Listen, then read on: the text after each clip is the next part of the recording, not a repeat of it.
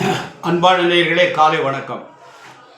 பச்சை மாமலை போல் மேனி பவழவாய் கமல செங்கல் அச்சுதா அமரர் ஏரே ஆயர்தம் கொழுந்தே என்னும் இச்சுவை தவிர யான் போய் இந்திர லோகம் ஆளும் அச்சுவை பெரினும் வேண்டே அரங்கமா நகருளானே. அன்பு சார்ந்த நேயர்களே, இன்று மார்கழி மாதம் 23ஆம் நாள் புதன்கிழமை, சதுர்த்தி திதி காலையில் 11:37, பின்னாடி பஞ்சமி திதி, மக நட்சத்திரம் மாலை 4:42, பின்னாடி பூர நட்சத்திரம், சித்த யோகம், அமிர்த யோகம். இன்றைக்கு பூரா யோகம் நன்றாக இருக்கிறது. ராகு காலம் புதன்கிழமை 12 முதல் 1:30, யமகண்டம் 7:30 முதல் 9 வரை, குளிகன் 10:30 முதல் 12 வரை, சூலம் வடக்கு, பரிகாரம் பால். அன்பான நேயர்களே, இந்த கிரகங்களாக எப்படி இருக்குன்னா, தனுசுல சூரியன், செவ்வாய், புதன், சுக்கிரன் இருக்கு. மகர கும்பத்தில் சனி ராகு இருக்கு. மிதுனத்தில் குரு இருக்காரு. சந்திரன் கேதுவோடு சேர்ந்து சிம்மத்தில் இருக்கார். இது இந்த கிரகங்களுடைய அமைப்பு. மேஷராசி என்பவர்களுக்கு 10 சனி ராகு இருப்போம், 11 சனி ராகு நல்ல பலன். ஆனால் குரு பகவான் நல்ல இடத்துல இல்லை. அவருக்கு இன்னொரு 18 மாதம் குரு நல்ல நிலைமையில் இருக்காது. அதனால் பார்த்து கவனமாக நடந்து கொள்ளுங்கள். 5ஆம் இடத்துல வேறு கேது வேறு இருக்கார். இதெல்லாம் மேஷராசிக்கு ஒரு நல்ல பலன் இல்லை. ஜாக்கிரதையாக நடந்து கொள்ளுங்கள். புதுசாக எதையும் செய்யாதீங்க, கவனம் தேவை. ஆனால் தொழில் நன்றாக இருக்கும், செலவு அதிகமாகும். ரிஷபராசி என்பவர்களுக்கு அமோகமான நாள். ரிஷபராசி என்பவர்களுக்கு 4 சந்திரனும் கேது இருப்பது நல்லது. ஆனால் அந்த சந்திரனுக்கு பவர் எல்லாம் போயிடும். கேதுவோட எந்த கிரகம் சேர்த்தாலும் பவர் எல்லாம் போயிடும். 2 குரு இருக்குது, 10 சனி ராகு இருக்குது. இதெல்லாம் நல்ல தொழிலெலாம் பிரமாதமாக இருக்கும். ரிஷபராசிக்கு நல்ல நாள், நல்லது நடக்கும். அன்பான மிதுன ராசி என்பவர்களை ஜென்ம குரு, உங்களுக்கு ஜென்மத்தில் குரு இருக்கார். இடமாற்றம் கிடைக்கும், பதவி மாறலாம், ஊர் மாறலாம், வெளிநாட்டுக்கு போகலாம், வெளிநாட்டில் இருந்தால் இங்கே வரலாம். இந்த மாதிரி இடமாற்றங்கள் இருக்கும். பிரச்சனைகள் ஏற்படும், கவனமாக நடந்து கொள்ளுங்கள். கடகராசி என்பதில் உங்களுக்கு குருபான் 12ஆம் இடத்துல இருக்கார். தேவையில்லாத விரயங்களை ஏற்படுத்துவார். இதை சில பேர் ரொம்ப மிகைப்படுத்தி சொல்கிறாங்க. கோச்சார பலன் அந்த அளவுக்கு வேலை செய்யும்னு தெரியலை. அவங்கவுங்க ஜாதகத்தில் தசாபுத்தி அந்த வரையும் பார்க்கணும், அதான் வேலை செய்யும். கோச்சார பலன் என்பது 10% தான் வேலை செய்யும், முழுமையாக வேலை செய்யாது. அதனால் இருந்தாலும் கோச்சார பலனையும் பார்த்துக்கணும். அதனால் இப்போ குரு பகவான் ஒரு நல்ல இடத்துல இல்லை. கடகராசி என்பவர்களுக்கு விரயங்களை உண்டு பண்ணும், நல்ல விரயமாக பண்ணுங்க. சிம்மராசி என்பவர்களில் உங்களுக்கு இப்போ 11 குரு இருக்கார், நல்ல இடத்துல இருக்கார், நல்லது. ஆனால் உங்கள் ராசியில் கேதுவும் சந்திரன் சேர்ந்துருக்காங்க. 7 சனி இருக்கிறது. மனைவி கணவனுடைய உடல்நிலை கவனம் தேவை. அன்பான கன்னிராசி என்பதில் உங்களுக்கு குருபான் 10ஆம் இடத்துல இருக்கார். ஆனால் சனி ராகு 6ஆம் இடத்துல இருப்பது நல்ல பலன். அதனால் நன்மை நடக்கும். ஆயிலை பற்றி பயம் இல்லை, ஒரு குறையும் இல்லாமல் பார்த்துக்கொள்ளும் சொல்லுவாங்க. அன்பான துளாராசி என்பதில் உங்களுக்கு 9ஆம் இடத்துல குரு இருக்கார், நல்ல இடத்துல குரு இருக்கார். அதனால் குரு உங்களுக்கு நல்ல பலனை தருவார். ஆனால் இந்த ஜாதகருக்கு குரு நல்லவன் கிடையாது. இருந்தாலும் அவர் எந்த இடத்துல இருக்காரோ அந்த வீட்டுக்குடைய பலனை செய்வார்னு சொல்லுவாங்க.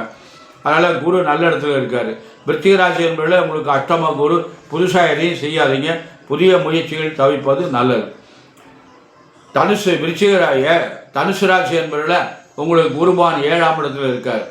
சனி பகவான் 3 ராகு சனி 3ஆம் இடத்துல இருக்கார், நல்லது. விருச்சிக ராசி என்பவர்களுக்கு நல்ல அருமையான நாள். திருமணம் நடக்கும், குழந்தை ஏற்படும், நிரந்தர பணி கிடைக்கும்.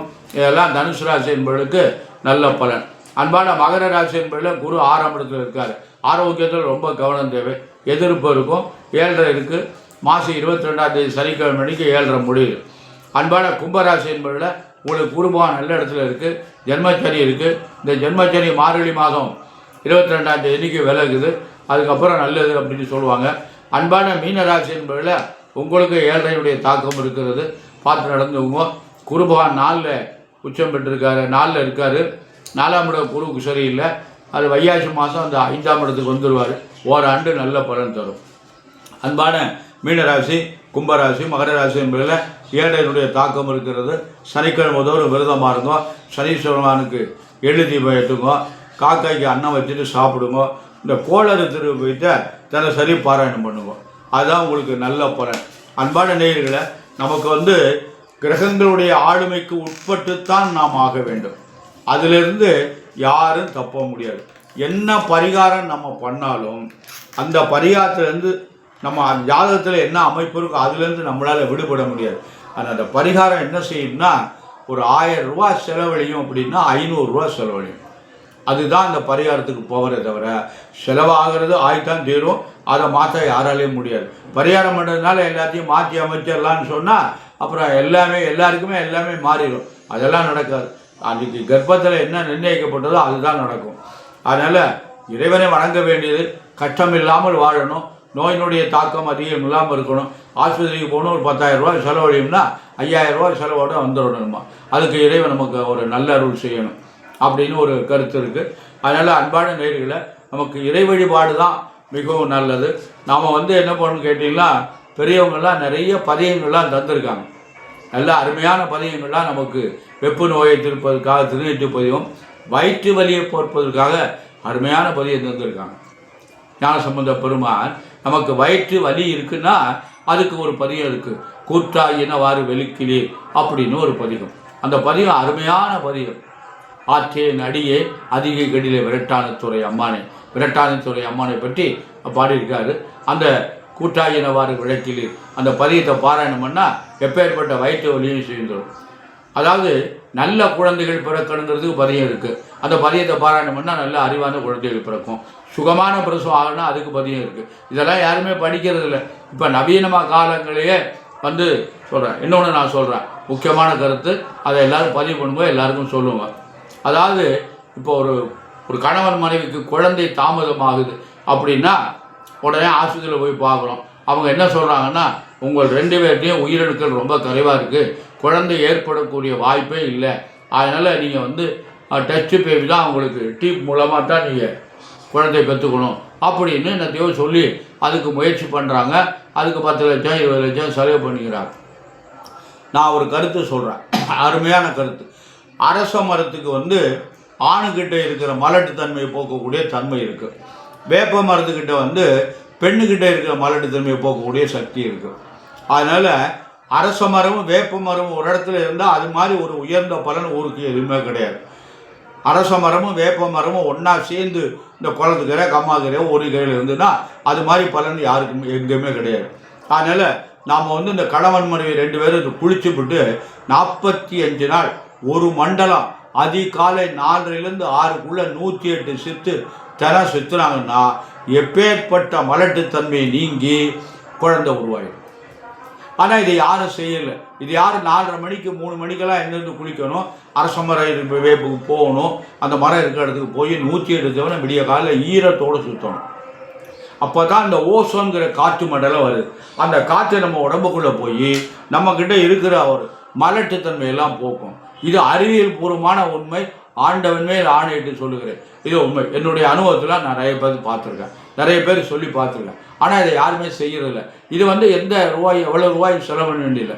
நம்ம இறைவனை நோக்கி நம்ம பணி இது மாதிரி அரச மரத்தையும் வேப்ப மரத்தையும் நம்ம சுற்றி வந்தமையானால் நிச்சயமாக ஆண் பெண்கள்கிட்ட இருக்கிற மலட்டுத்தன்மை நீங்கி நல்ல குழந்தை ஏற்படுவதற்கு இயற்கையான முறையில் குழந்தை ஏற்படக்கூடிய வாய்ப்புகளை இறைவன் நமக்கு தந்திருக்கிறார்.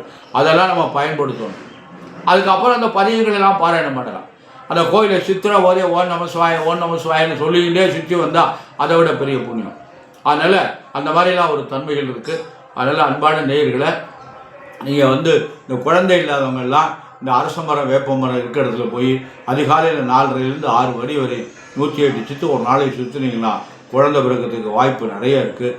அன்பான நேயர்களை, நாம் எல்லோரும் நம்முடைய குழந்தைகள் நன்றாக படிக்கணும், அந்த குழந்தைகள் கை நிறைய சம்பாதிக்கணும், அந்த குழந்தைகளுக்கு நல்ல வாழ்க்கை துணை அமையணும், அந்த குழந்தைகளுக்கு நல்ல குழந்தை பிறக்கணும் என்பதற்காக எல்லாம் வல்ல எம்பெருமான் சர்வேஸ்வரனையும் வள்ளல் பெருமான் வள்ளியின் மடாளன் முருகப்பெருமானையும் என் அன்னை மாதா துர்கா பரமேஸ்வரியும் அன்னை பராசக்தி முத்துமகாமாரி பிரார்த்தனை செய்து நிறைவு செய்கிறேன். நன்றி, வணக்கம்.